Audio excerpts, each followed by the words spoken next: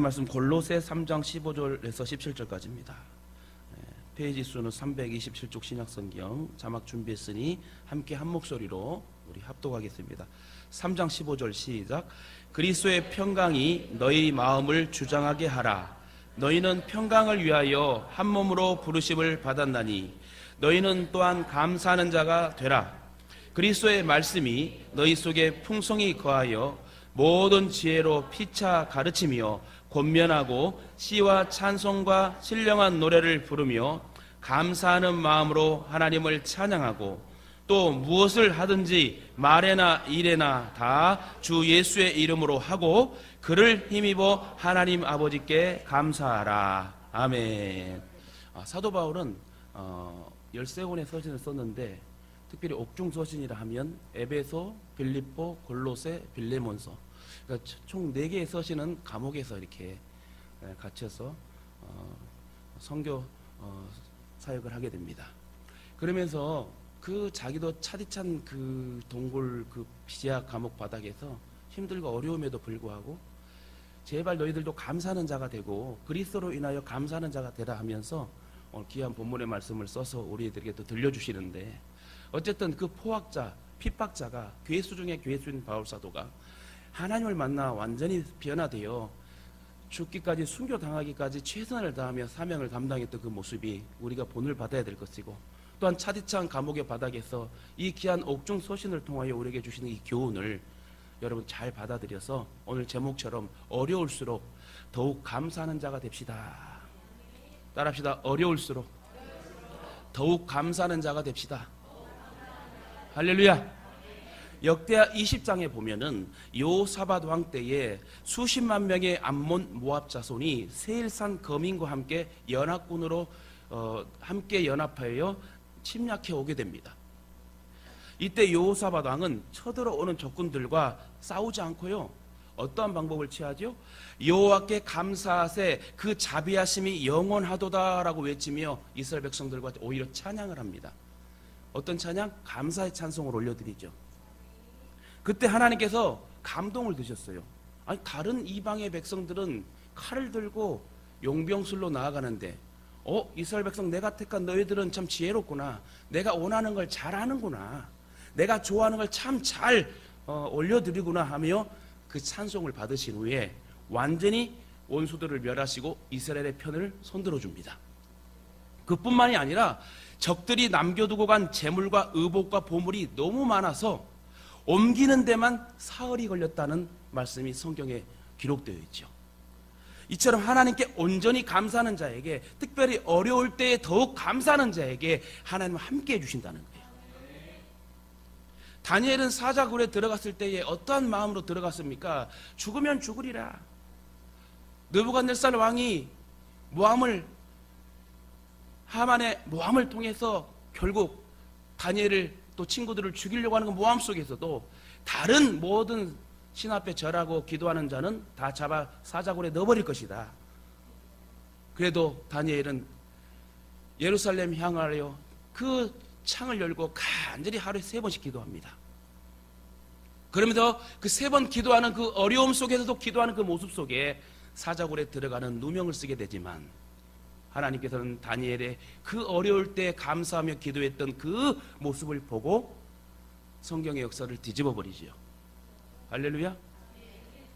이처럼 우리는 모든 것이 잘 될 때만 감사하는 것이 아니라 오히려 어렵고 힘들고 멈춰 있을 때, 속상하고 괴로울 때 더욱 감사하는 자가 돼야 된다. 마음속에 어려움이 있을 때, 속상하고 괴로울 때 더욱 하나님 앞에 감사를 한번 찾아봅시다. 왜 나만 겪는 고난입니까 하고 불평하는 원망하는 사람이 아니라, 왜 하나님 나에게 더 좋은 은혜의 그런 시간을 주실 줄 믿고 여러분 미리 기도하며 감사하며 나아갈 때 하나님 역사하신다는 것. 사실 우리가 하나님의 은혜를 깨닫지 못해서 그렇게 깨닫고 보면 여러분 감사할 게 너무 많아요.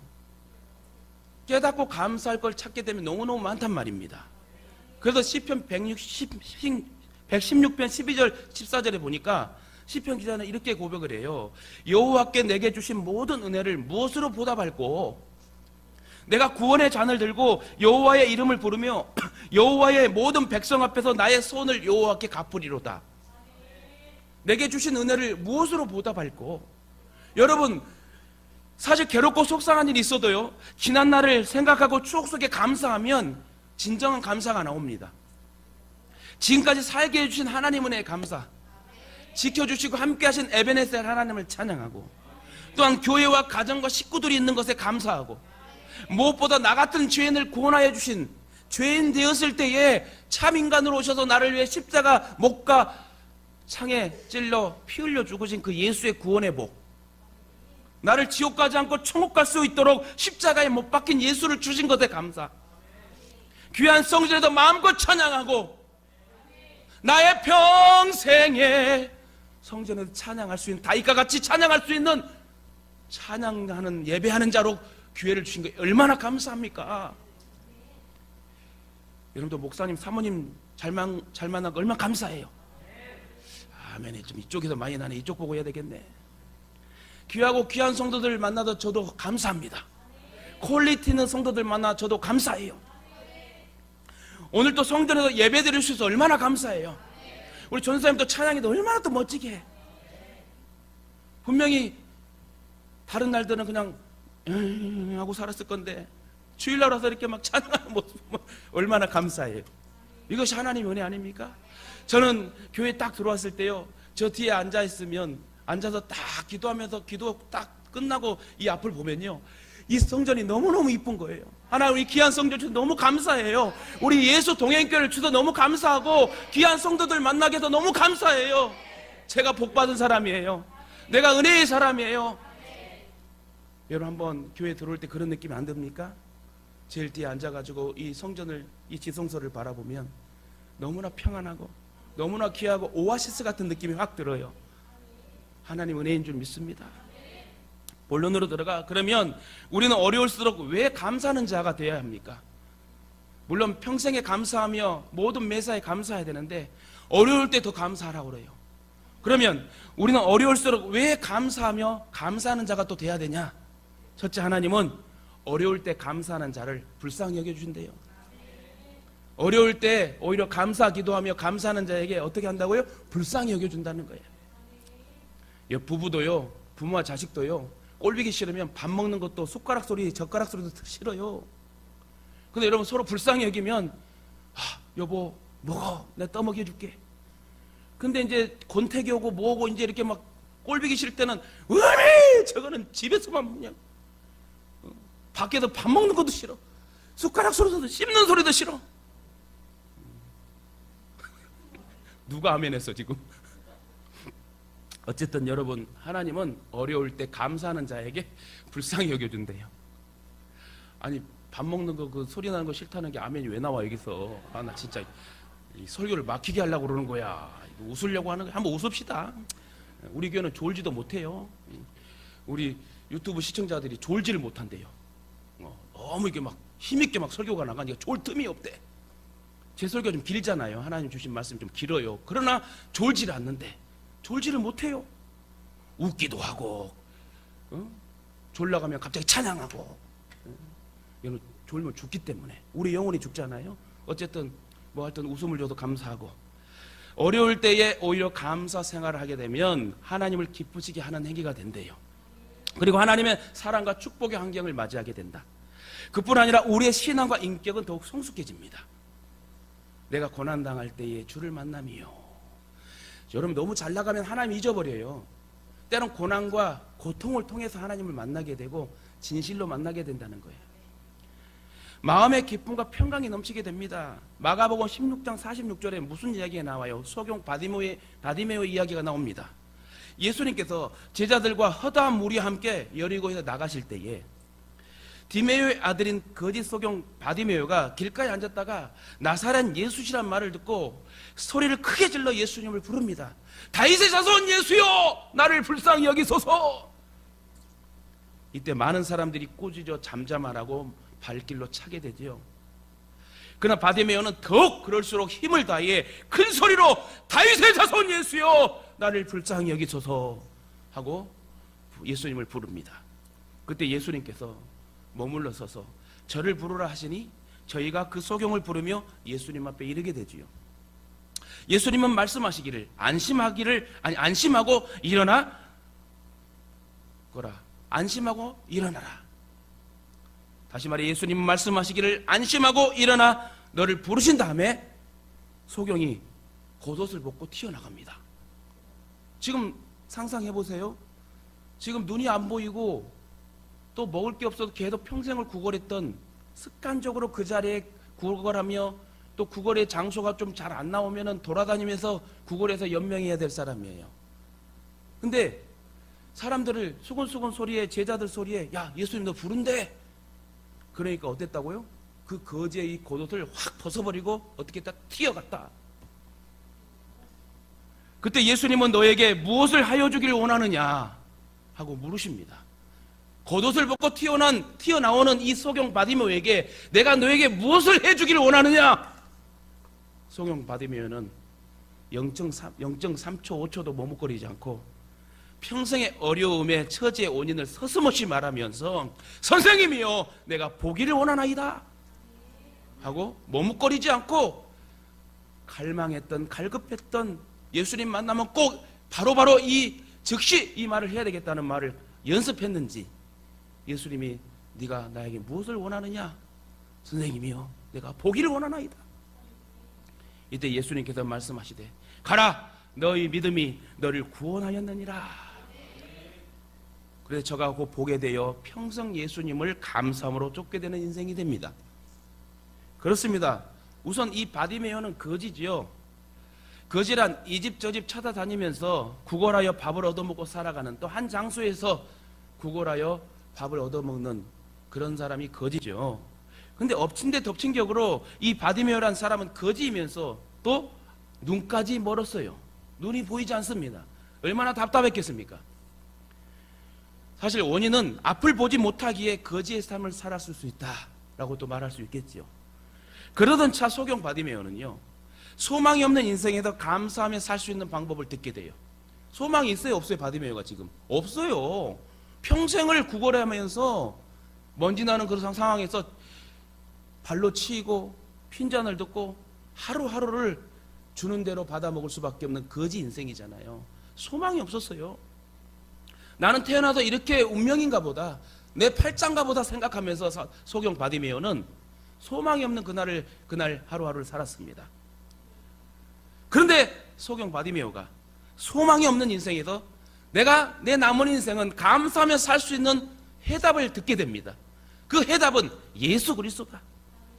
그 방법은 예수님에 대하여 소문을 들었는데 예수님께서는 모든 병자는 다 고친다는 소식을 듣게 되는 거예요. 그럼 나도 고치겠구나. 죽은 자도 살리시고 문둥병자도 고치시고, 그러면 내 눈뜨기 하는 건 일도 아니겠네. 아 그럼 나는 다른 방법이 아니라 예수님 만나면 되겠구나. 그 소식을 듣고 바디메오가 기도했겠어요 않았겠어요? 저는 했으리라 생각해요. 제발 이곳을 지나가게 해주세요. 나에게 기회를 주세요. 내가 평생에 감사할 수 있는 기회를 나에게 주세요 하고 그는 눈을 뜨고 눈을 감을 때까지 구걸하면서도 입버릇처럼 읊조리며 예수님을 만나길 고대했을 것입니다. 여러분 성전에 오실 때 어떤 마음으로 오세요? 이런 마음으로 오세요? 아멘 한 사람은 내가 믿어드릴게. 어쨌든 이런 마음으로 오게 되면 은혜가 충만히 임해요. 이렇게 오는 자에게 질병이 치료되고 문제가 해결되고 그 짐 걱정이 떠나가는 건데, 그냥 어쩔 수 없이 오는 그런 모습이면 여러분 감동을 받겠어요? 여러분 오실 때 우리 사모가 인사 잘하잖아요. 어머머 나는 새로운 성도가 온 줄 알았어. 목양실에 보면. 근데 기존에 잘 나오는 성도들이야. 매일 이렇게 예배 때마다 보는데 어머머 오셨어요 집사님. 잘하는 거예요. 근데 여러분 사모가 되고 목사가 돼가지고 성도들 오는데 왔어? 말았어? 이러면 안 되잖아요. 무슨 말이냐면 여러분 성전에 예배드리러 오실 때는 진짜 사모하는 마음으로 하나님 나를 반겨주고 나를 만나주시기 원하는 그 갈급한 마음으로 여러분 오셔야 되지 않겠습니까?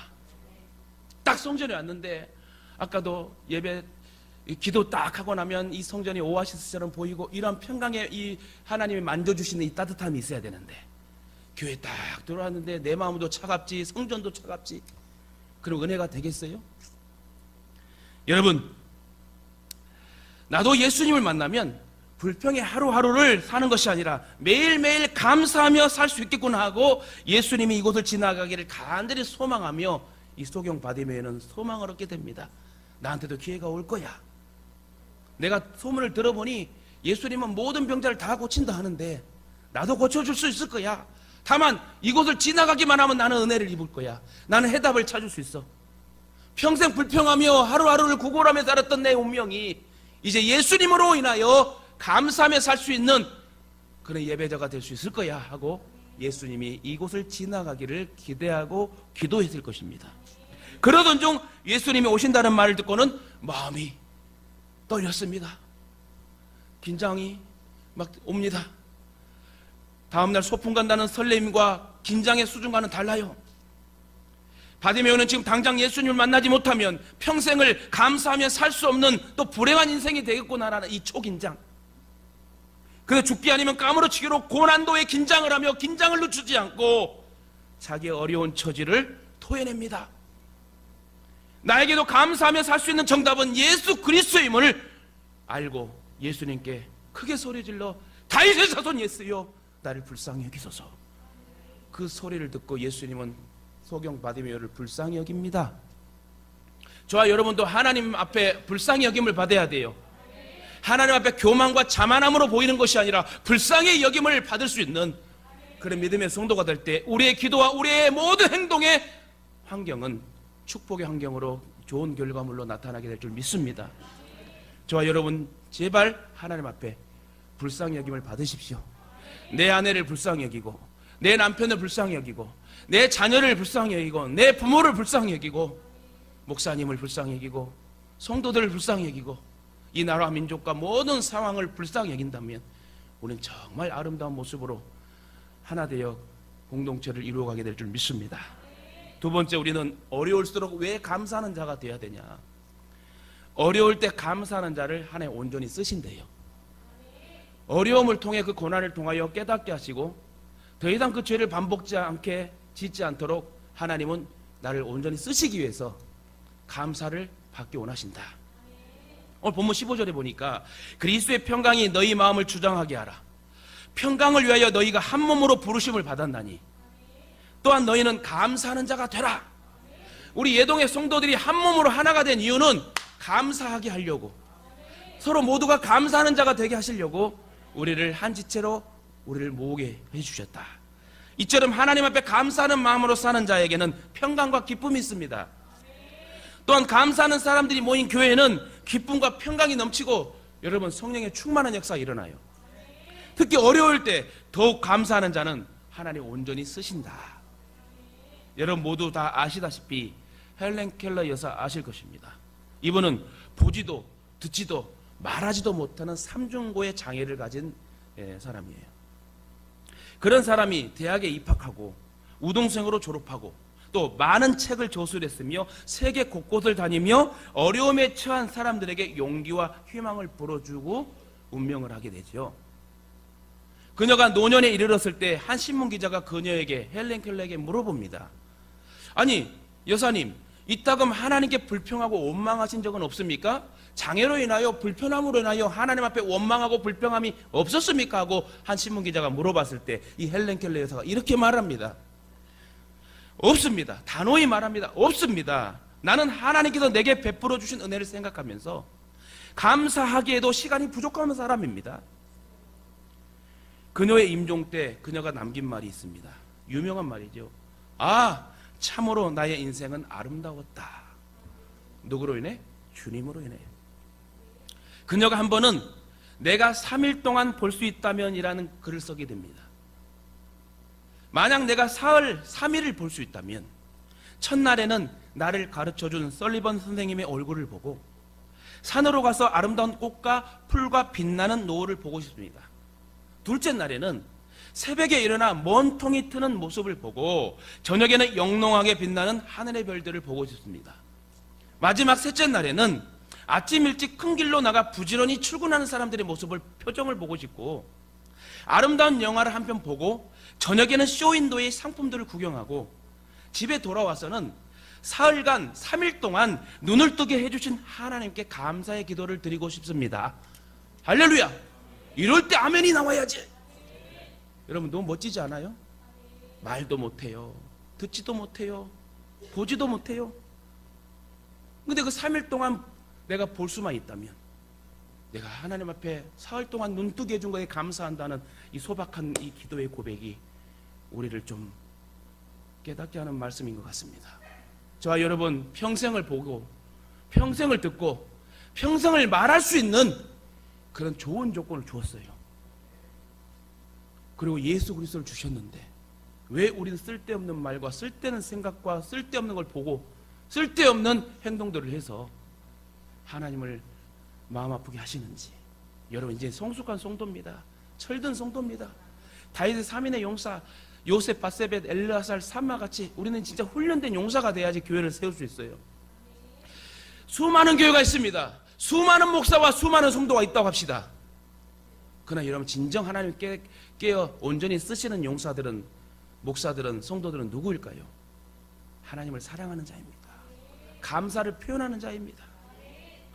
우리에게 3일간 눈을 여러분 감게 한다면, 3일 동안 눈 뜨면서 생활하라면 여러분 너무 불편해갖고 힘들어서 나 못하겠습니다 할 거예요. 그러나 여러분 헬렌 켈러의 여사, 이 3일간 나를 눈을 뜨게 하게 되면 이렇게 나는 하나님 앞에 3일 동안 눈 뜨게 해준 것에 감사를 난 표현하겠습니다. 여러분 이 말은 저와 여러분이 평생을 눈 뜨고 말하고 보게 하신, 듣게 하신 하나님 앞에 예배로 온전히 주님의 마음을 감동시킬 수 있는 그런 사람들이 되시길 주님의 이름으로 축원합니다. 그럼 우리들도 매사에 감사하며 살되 어려울 때는 더더욱 감사하는 자가 되어 온전히 쓰임 받으시길 주님의 이름으로 축원합니다. 세 번째, 우리는 어려울수록 왜 감사하는 자가 되어야 되냐? 어려울 때 감사하는 자에게 하나님 복을 주신대요. 평상시에 감사하는 자에게 복도 주시지만 특별히 어려울 때 더욱 하나님을 찾고 감사하는 자에게 그 훈련의 연단을 통하여 정금과 같이 순금과 같이 우리를 쓰시고 복을 주신다. 욥기 27장 10절에 나의 가는 길을 그가 아시나니 그가 나를 단련하신 후에는 내가 정금과 같이 순금과 같이 나오리라. 본문 16절에 보니 그리스도의 말씀이 너희 속에 풍성이 거하여 모든 지혜로 피차 가르치며 권면하고 시와 찬송과 신령한 노래를 부르며 감사하는 마음으로 하나님을 찬양하고, 어떠한 마음으로? 감사하는 마음으로 하나님을 찬양하래요. 그렇습니다. 우리가 감사하는 마음으로 일을 하면 일이 잘 되고 감사하는 마음으로 공부하면 공부도 잘 돼요. 사실 무슨 일이든지 감사하는 마음이 있어야 돼요. 그럼 안 될 것이 없다. 또한 작은 복을 받고 감사하면, 작은 복을 받고 감사하면 더 큰 복을 주시는 하나님이고, 다같이 어려움을 당한 10명의 문둥이가 예수님으로부터 고침을 받게 됩니다. 그러나 한 사람만 돌아와 감사를 표해요.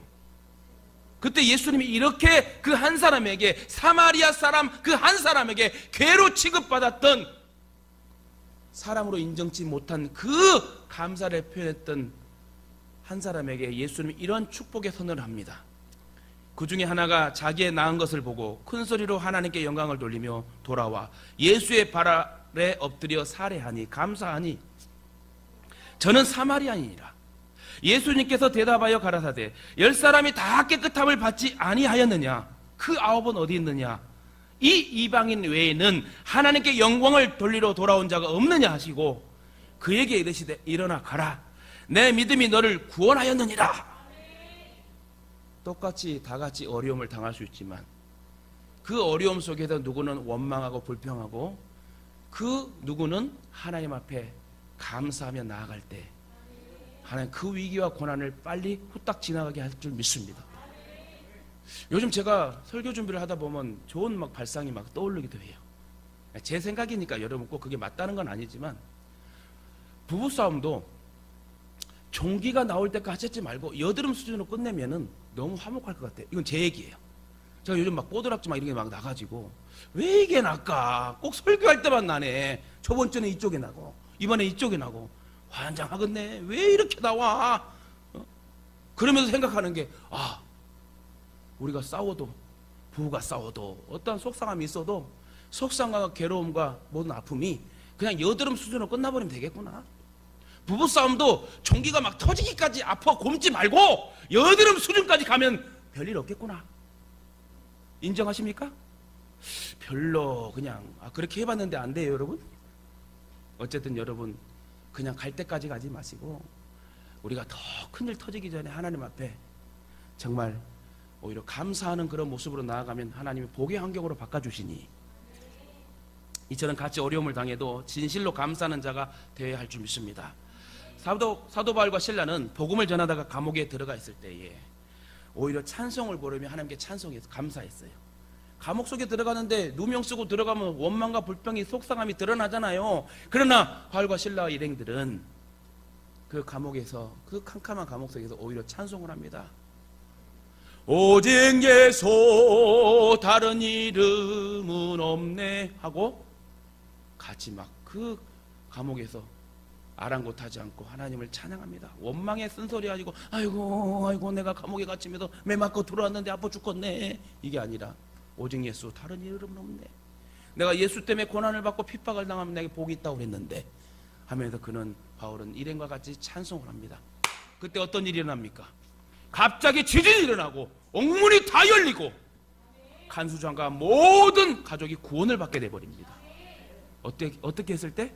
원망과 불평의 상황에서 찬송했을 때, 감사하며 찬송했을 때 그 위기와 고난이 축복의 환경으로 바뀌었다. 여러분도 그렇게 여러분 사용되시길, 그런 역사가 저와 여러분의 삶에 있어지기를 주님의 이름으로 축원합니다. 축복의 환경으로 바뀌게 되는 거예요. 그러나 말세가 다가올수록 감사치 않는다 했습니다. 우리가 감사하지 못하는 이유는 마음의 자세가 삐뚤어져서 그래요. 잘못돼서 그런다. 또 믿음이 없고 교만하기 때문에 그래요. 하나님은 감사하는 자에게 그 고통의 환경을 축복의 환경으로 바꿔주시는 분인데, 하나님의 자녀는 행복한 모습으로 하나님을 예배하고 찬양하는 것을 받기 원하시는데 자꾸 우리의 마음이 삐뚤어져 있어. 잘못된 마음으로, 부정의 마음으로, 교만하고 자만한 마음으로 나오니 하나님이 그걸 받으시겠습니까? 그러므로 저와 여러분은 아무쪼록 범사에 감사할 뿐만 아니라 환난 중에도 감사하는 성도가 되셔서 하나님을 기쁘시게 하고 크신 복을 받아 누리시길 주님의 이름으로 축원합니다. 이 세상에서 가장 현명한 사람은, 지혜로운 사람은 모든 사람에게 항상 배우는 사람이래요. 여러분 가르치려고 하지 마세요. 배우려고 하는 사람이 돼야 돼요. 저도 가르치는 위치에 서 있지만 함부로 가르치고 싶지 않고 저도 배움을 좀 받고 싶을 때가 있어요. 왜 그러냐? 제가 모르는 부분을, 잘못된 부분을 잘못 영향을 가르치면 잘못 영향을 받기 때문에 함부로 말해서는 안 돼요. 이 세상에서 가장 강한 사람은요, 자기 자신을 이기는 사람이랍니다.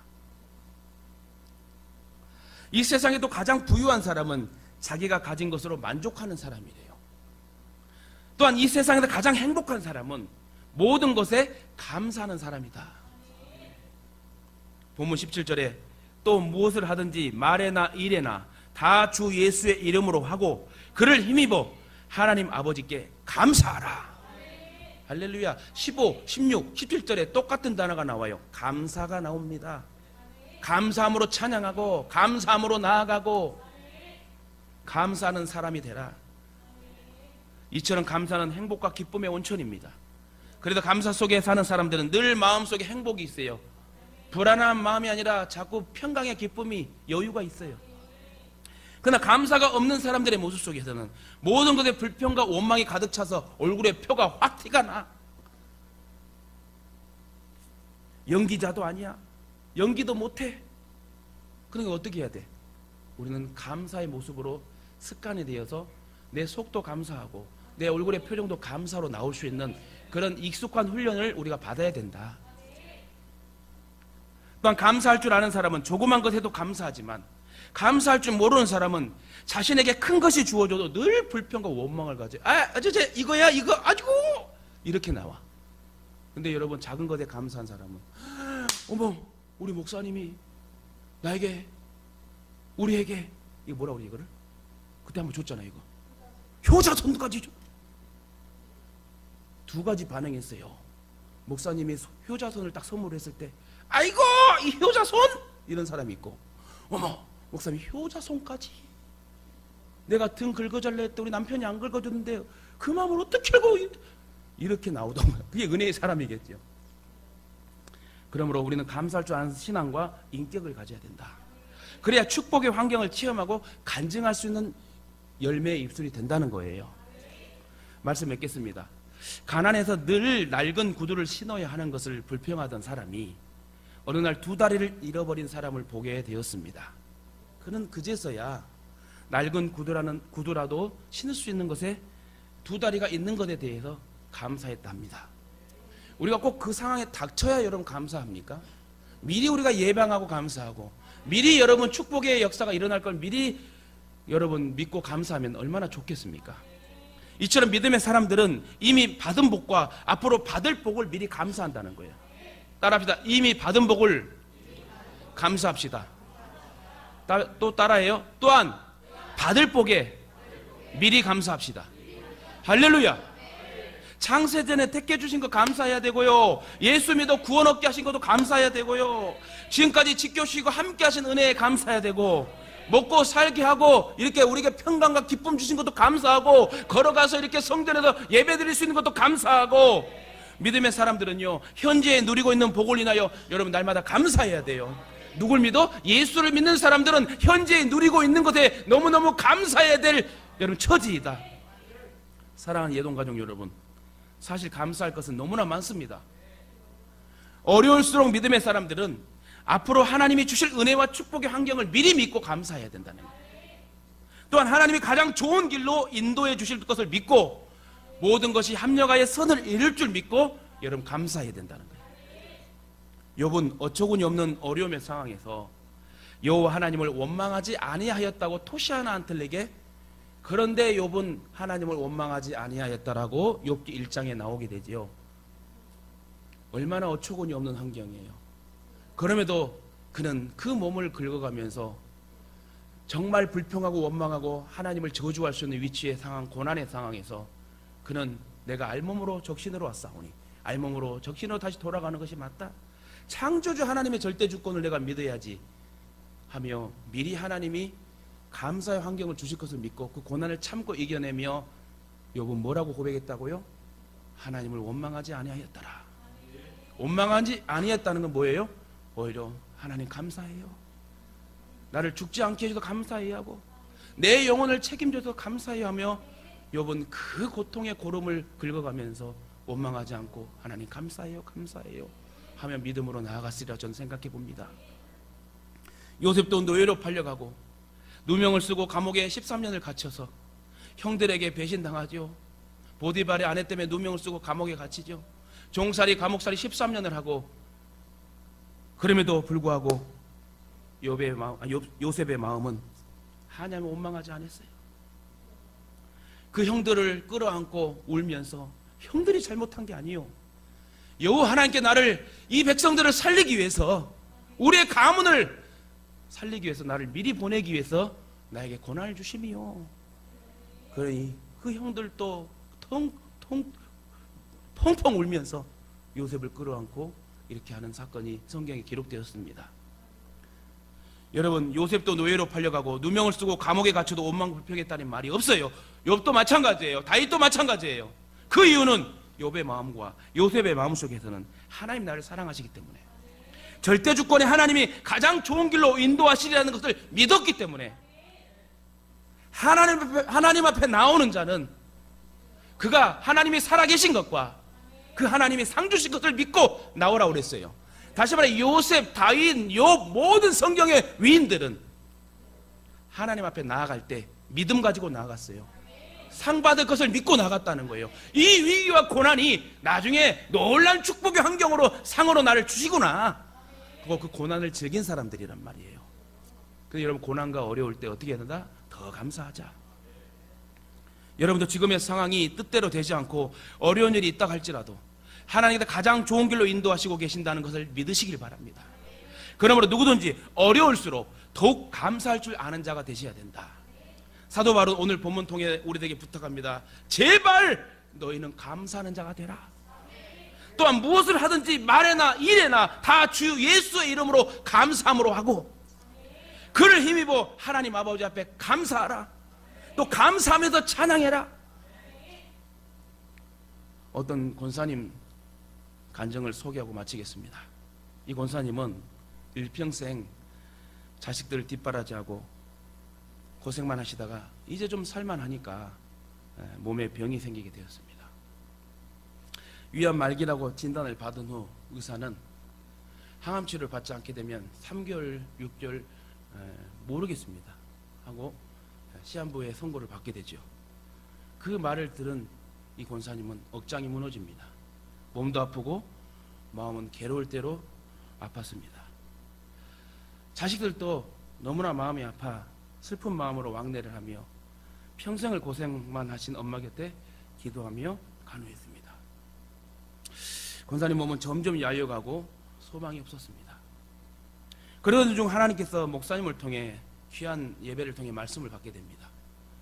첫째, 천국 가는 그날까지 최선을 다해 사명을 감당하는 말씀과 지금까지 지켜주신 하나님의 은혜와 사랑에 감사를 한번 헤아려 보라고. 권사님, 지금은 내가 누워있고 아무 소망이 없지만 그 하나님 말씀을 듣고 누워서 할 일이 무엇일까 하며 곰곰이 생각에 잠기다가 지금 내가 당장 죽어도 천국인데 하루하루를 더 살며 하나님이 하루하루의 생명을 주시면 나는 내 기도의 권사의 사명이 기도라면 내가 나라와 민족과 교회와 내 자녀들을 위해 기도해야 되겠다. 그리고 목사님 통해 주신 하나님 말씀이 감사를 헤아려 보라 했는데 내가 지금까지 살면서 진정으로 감사하며 살았는지,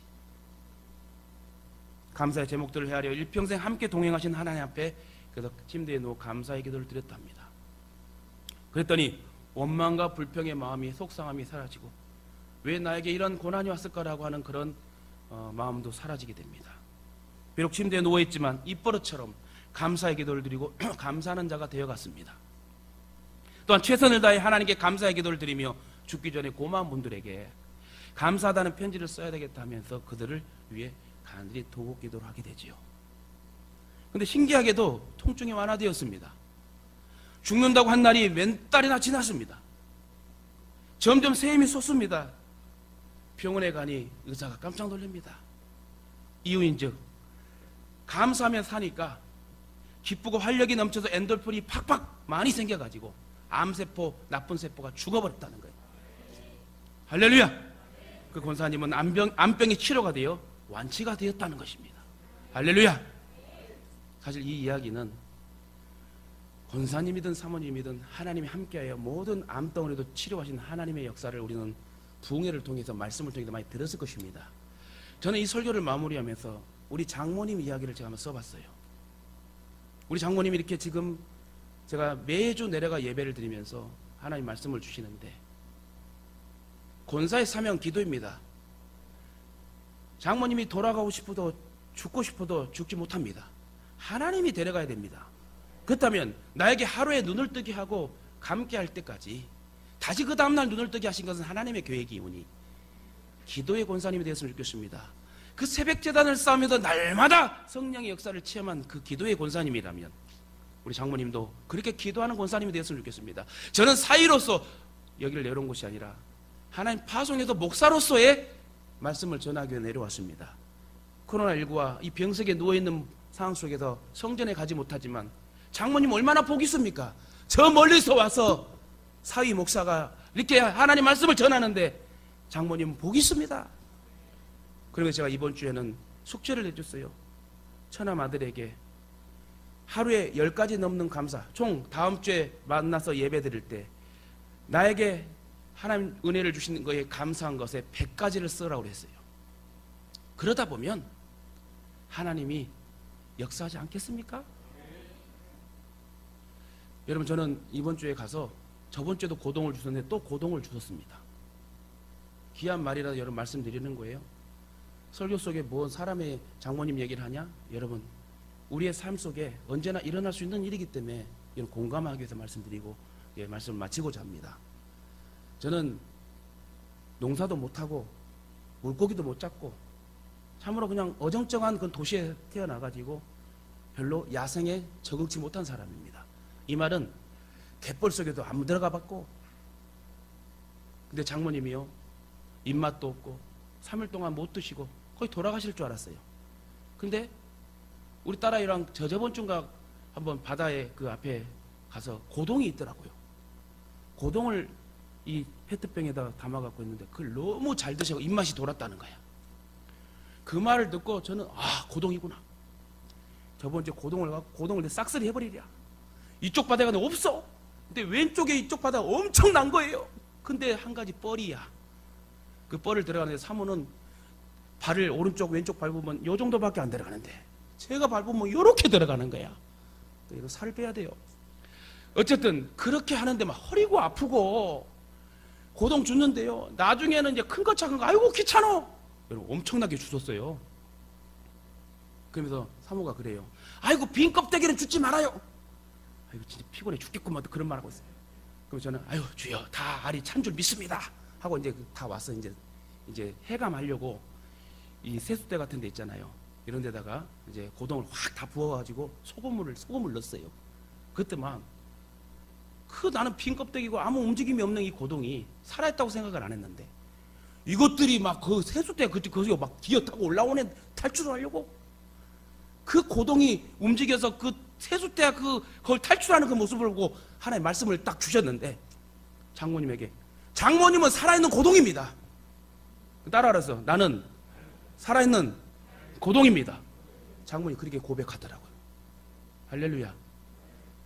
고동이 주술 때는 빈 껍데기인지 알이 찬지 몰라요. 우리의 인생은 하나님이 달려있기 때문에 빈 껍데기일지라도 알이 찰 줄 믿습니다 하고 지극정성이면 하늘을 감동시킨다고 우리가 감사하면서 뭐든지 매사에 불평 원망하지 않고 감사하며 빈 껍데기의 고동도 하나님 살이 채워져 탈출하게 하는 살아있는 고동으로 만드신 것처럼 여러분의 인생은 살아있는 고동이에요. 그 말씀 붙잡고 장모님이 지금 더 힘을 얻어 저는 암세포가 다 죽어가지고 살아날 줄 믿습니다. 왜요? 저와 여러분이 얼마나 기도해요. 다행히 그 통증이 많을 암에 통증이 여러분 좀 덜하다는 소식을 들으면 역시 우리 장모님을 하나님 사랑하시고 우리 성도들의 기도를 받으시는구나. 여러분 누구에게나 어려움이 다가올 수 있습니다. 다른 사람에게만 어려움이 있는 게 아니야. 나에게 우리 가정에 우리 교회에 어려움이 올 때도 있어요. 그래서 그 어려울 때 어떻게 하라고요? 감사함으로 나아가고 감사함으로 찬양하고 감사하는 자가 되래요. 어려울수록 더 감사할 때 하나님의 역사가 크게 임할 줄 믿고 오늘 귀한 말씀 여러분 다시 힘을 얻으며 천국 가는 그날까지 신앙 잘 지키고 어떠한 어려움이 와도 코로나19 코로나 할아버지가 와도 겁먹지 말고 믿음으로 전진하고 또 정진하여 하나님의 귀한 상급을 받고 칭찬받는 하나님의 귀한 용사들 되시길 주님의 이름으로 축원합니다.